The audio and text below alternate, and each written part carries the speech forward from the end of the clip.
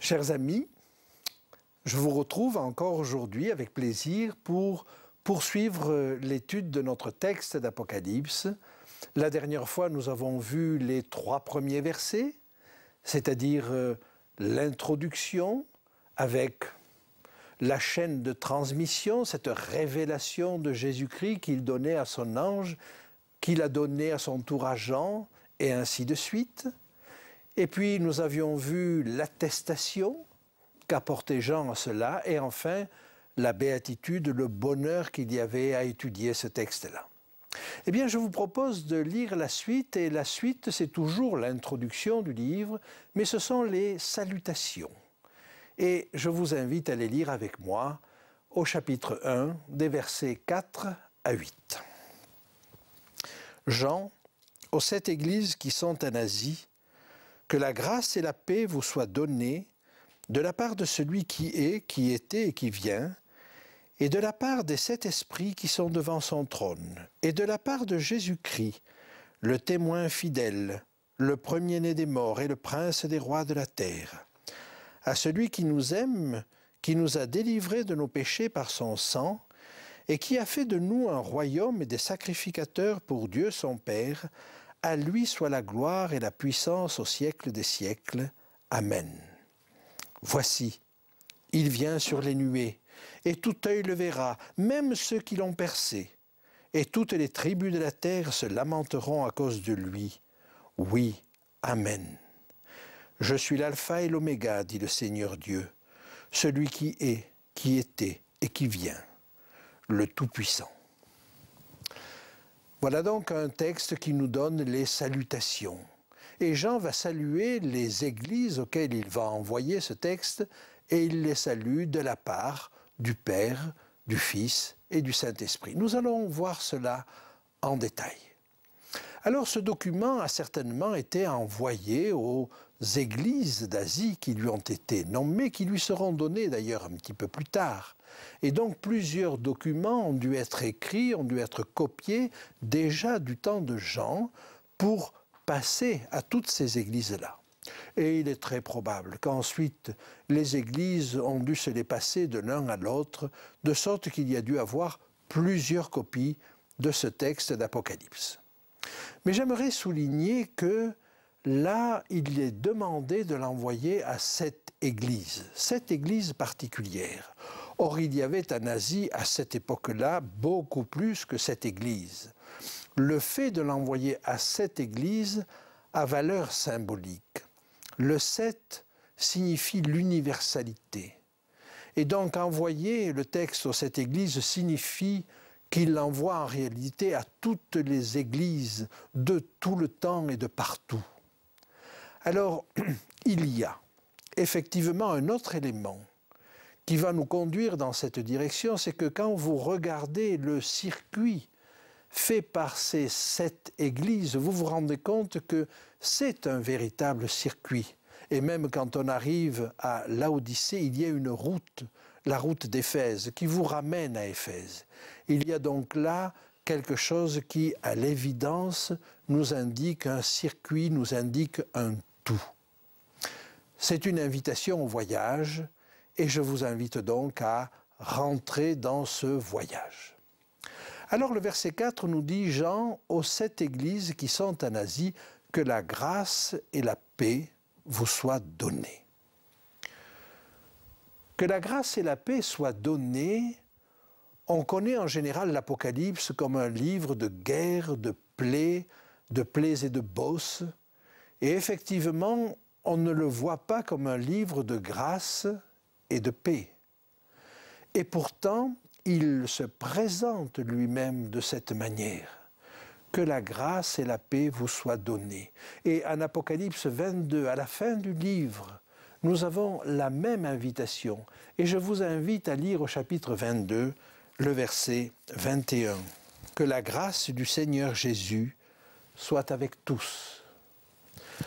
Par conséquent, regardons ce livre comme un livre de paix. Il annonce des choses difficiles, c'est vrai, mais c'est pour donner la paix à ses lecteurs.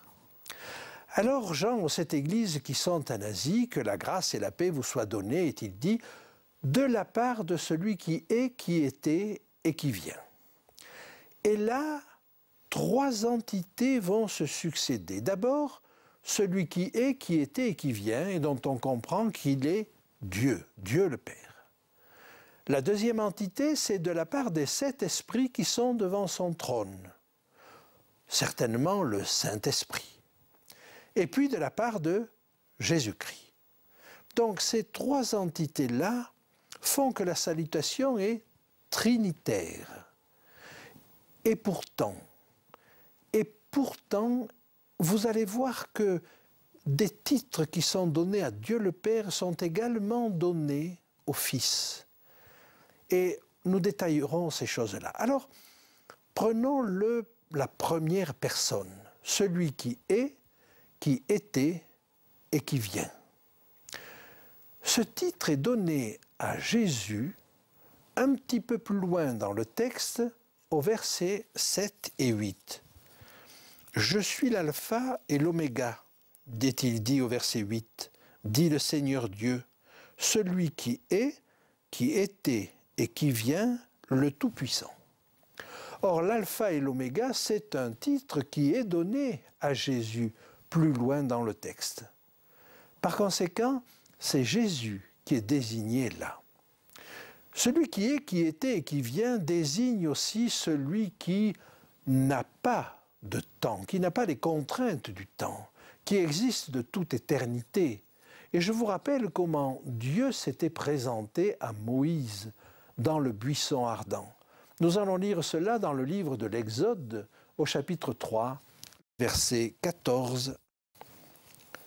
Dieu dit à Moïse, « Je suis celui qui suis. » Et il ajouta, « C'est ainsi que tu répondras aux enfants d'Israël, celui qui s'appelle « Je suis » m'a envoyé vers vous. » Celui qui s'appelle « Je suis », c'est-à-dire qui n'a pas de contrainte avec le temps, qui était, qui est et qui vient. Et ce mot « Yahvé », qui est imprononçable en hébreu, est en réalité une forme du verbe être qui peut se traduire ou peut traduire à la fois le passé, le présent et l'avenir. Cette communion de pensée entre le Père et le Fils, cette communion de définition, Jésus lui-même l'a souligné et je vous invite à regarder dans l'évangile de Jean au chapitre 10 et au verset 30. « Moi et le Père, nous sommes un. » Parole étonnante, paroles qui lui ont valu d'être accusé de blasphème. Et nous retrouverions la même idée dans la deuxième épître aux Corinthiens, au chapitre 5 et au verset 19, où on peut lire « Dieu était en Christ, réconciliant le monde avec lui-même ». La deuxième entité, la deuxième personne qui lance ces salutations, c'est le 7 esprits qui sont devant son trône. Alors ces 7 esprits, nous allons les retrouver un petit peu plus loin, au chapitre 4 et au verset 5. « Du trône sortent des éclairs, des voix et des tonnerres. Devant le trône brûlent 7 lampes ardentes qui sont les 7 esprits de Dieu. » Et cela nous amène certainement à comprendre que ces lampes, ce sont celles qui doivent briller au-dessus des chandeliers. De telle sorte que le chandelier en lui-même n'éclaire rien s'il n'a pas de lampe. Mais la lampe qui est éclairée au-dessus du chandelier, c'est l'Esprit. Alors nous verrons à la fin du chapitre 1 que les chandeliers représentent les églises. On peut le lire à la fin du chapitre 1 et au verset 20. Et les 7 chandeliers sont les 7 églises.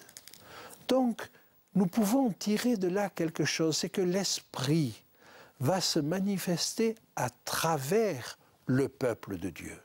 Il est la lampe qui éclaire le chandelier. Et une église qui ne serait pas éclairée par l'Esprit, qui n'aurait pas l'Esprit, n'éclairerait rien. Jésus nous a appelés à être la lumière du monde. Mais la lumière du monde n'a de sens que si c'est lui qui est la lumière du monde et que nous reflétons la lumière qu'il nous a donnée. J'avance encore un petit peu dans le texte et tout au long du texte, nous verrons que cet esprit est omniprésent. Dans les messages aux églises, c'est Christ qui parle, mais c'est l'Esprit qui parle. Et il est invité, chaque église, chacun dans l'église est invité à écouter ce que l'Esprit dit aux églises. La troisième personne qui salue, nous l'avons au verset 5, c'est Jésus-Christ. Et Jésus-Christ est appelé le témoin fidèle. J'aimerais m'attarder un instant sur cette expression du témoin fidèle. Il est le témoin fidèle parce que, bien sûr, il redonne fidèlement le message qui lui a été donné par son Père. Et lui-même dira qu'il ne fait rien et qu'il ne dit rien qu'il ait reçu de son Père. Mais nous avons là, avec le témoin fidèle, une expression qui est reprise de l'Ancien Testament, et j'aimerais la lire avec vous dans le psaume 89 au verset 37. Sa postérité subsistera à toujours, son trône sera devant moi comme le soleil. Comme la lune, il aura une éternelle durée. Le témoin qui est dans le ciel est fidèle. Ce texte est en train de nous dire quelque chose d'étonnant. Dans ce passage-là, dans ce psaume, psaume d'Étham, il est question des promesses faites à David. Et l'auteur s'étonne. Il s'étonne de ce que les promesses faites à David ne paraissent pas avoir de réalisation. Ces promesses, nous pouvons les lire au début du passage. Et on va lire les versets 1 à 5. Cantique d'Étham, l'Ezrachite. Je chanterai toujours les bontés de l'Éternel. Ma bouche fera connaître à jamais ta fidélité. Car je dis, la bonté a des fondements éternels. Tu établis ta fidélité dans les cieux. J'ai fait alliance avec mon élu. Voici ce que j'ai juré à David, mon serviteur. J'affermirai ta postérité pour toujours, et j'établirai ton trône à perpétuité. J'établirai ton trône à perpétuité. Or, car quand Étham prononce ces paroles-là, les descendants de David ne sont plus sur le trône, et la royauté de David n'est plus ce qu'elle était. Alors comment Dieu va s'y prendre pour réaliser cela ? Et Étham nous dit, mais il y a un témoin dans le ciel qui a enregistré les promesses de Dieu. Et comment vont-elles se réaliser?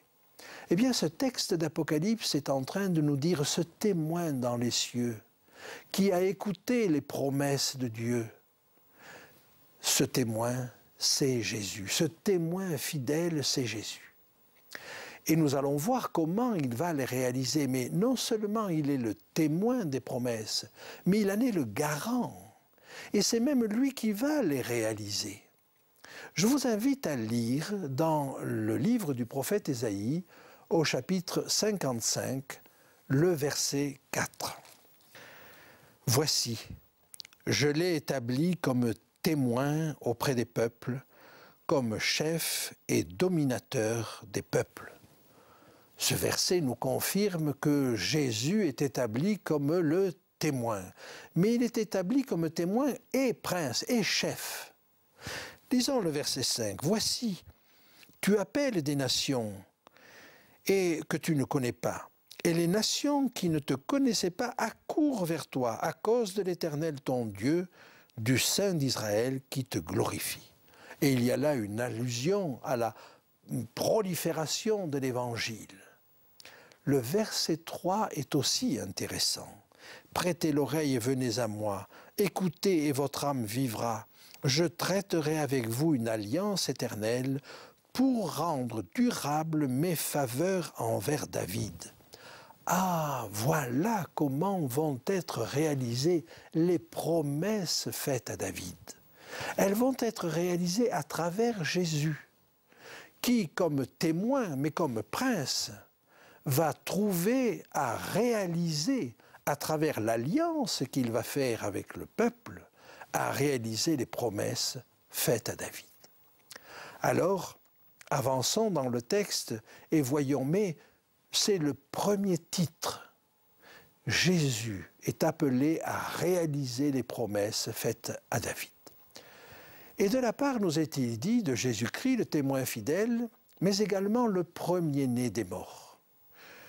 Jésus n'est pas le premier ressuscité, mais par contre, il en est l'origine. Et aucune autre résurrection n'aurait pu avoir lieu si il n'y avait pas eu la résurrection de Jésus. On pourrait citer la résurrection de Moïse, on pourrait citer la résurrection du fils de la veuve de Sarepta et bien d'autres encore. Mais le chef de file, c'est Jésus. Il est donc le témoin fidèle, le premier-né des morts, mais regardons comment il nous est défini encore, comme le prince des rois de la terre. Et par conséquent, j'aimerais vous dire qu'il y a là certainement une allusion à ce texte d'Ésaïe 55 où il nous est présenté comme le chef de file, comme le prince des rois de la terre. Le verset 5 nous dit maintenant à celui qui nous aime et qui nous a délivrés de nos péchés par son sang. C'est une chose bien connue que le sacrifice de Jésus est absolument nécessaire à notre salut. Il a fait de nous un royaume et des sacrificateurs pour son Père. Alors, en quoi sommes-nous des sacrificateurs? Nous n'offrons pas des sacrifices. Mais vous savez qu'à partir de la venue de Jésus, il est parlé d'un sacerdoce universel. Nous sommes tous sacrificateurs. Et on peut voir à travers ce qu'était le rôle des sacrificateurs. Ils enseignaient. Ils ne faisaient pas que sacrifier des animaux. Ils enseignaient. Ils enseignaient la loi. Ils enseignaient la connaissance de Dieu. J'aimerais lire avec vous un verset, celui qui se trouve dans le livre du prophète Michée, au chapitre 3 et au verset 11. Ces chefs jugent pour des présents, ces sacrificateurs enseignent pour un salaire, et ces prophètes prédisent pour de l'argent. Il est fait là des reproches aux sacrificateurs qui enseignent, mais pour un salaire. Le rôle du sacrificateur était donc d'enseigner. Il nous est dit ensuite, à lui soit la gloire et la puissance au siècle des siècles. À lui soit la gloire et la puissance au siècle des siècles, et nous allons poursuivre cette lecture parce qu'il est dit « Amen », c'est sûr. Et le verset 7 nous précise « Il vient avec les nuées ». Le fait de venir avec les nuées est repris d'une prophétie de Daniel au chapitre 7, où il est dit que le Fils de l'homme vient sur les nuées. Et tout œil le verra, même ceux qui l'ont percé. Tout œil le verra. Le retour de Jésus ne se fera pas incognito. Tout œil le verra. Et même ceux qui l'ont percé, même ceux qui ont été ses plus grands ennemis, assisteront à son retour. Et le verset 7 nous dit « Et toutes les tribus de la terre se lamenteront à cause de lui ». Oui, la description du retour de Jésus qui nous est faite dans l'Apocalypse n'est pas la description glorieuse que nous avons l'habitude de voir, parce que c'est vu du côté des réprouvés que ce texte nous est décrit. Et nous l'avons en Apocalypse 19.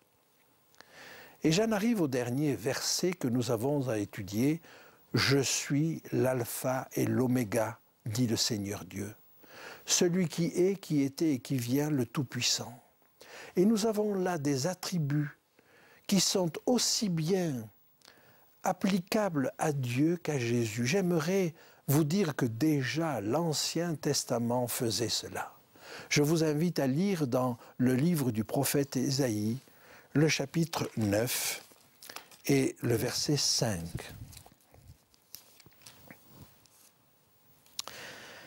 Déjà dès le verset 5, « Car un enfant nous est né, un fils nous est donné, et la domination reposera sur son épaule.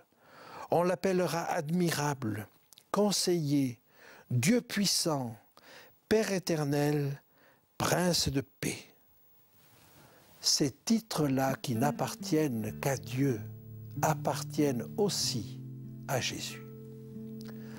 Alors nous sommes peut-être troublés par cela, mais en réalité, Jésus est venu pour restaurer en nous l'image de Dieu. Et c'est l'objet de la réconciliation dont l'apôtre Paul parle. En réalité, pour se réconcilier, Dieu n'a pas besoin de changer son regard sur nous. C'est nous qui avions besoin de changer notre regard sur lui. Parfois, on peut comprendre le salut d'une autre manière, mais notre regard sur Dieu, c'est la première étape du salut. Et ce livre de l'Apocalypse va nous changer le regard sur Dieu. Aborder ce texte comme nous donnant un autre regard sur Dieu, sur sa bonté, sur son amour, sur sa délicatesse, sur son tact. Ne regardez pas à toutes les guerres qui y sont décrites, parce qu'à son peuple, Dieu veut parler dans l'intimité. Acceptez ce texte comme parlant à votre cœur. Et alors, vous y découvrirez des trésors.